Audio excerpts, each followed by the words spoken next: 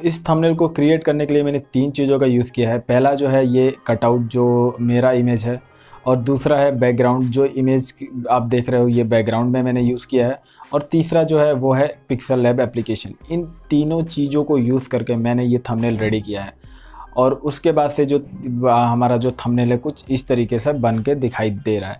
तो ये जो फुल प्रोसेस है मैं आपको दिखा रहा हूँ कि मैंने अपने थंबनेल को कैसे क्रिएट किया पिक्सेलैब एप्लीकेशन में। तो चलते हैं अपने फ़ोन के ऊपर और वहाँ पे आपको फुल प्रोसेस दिखाता हूँ कि मैंने कैसे कैसे क्रिएट किया।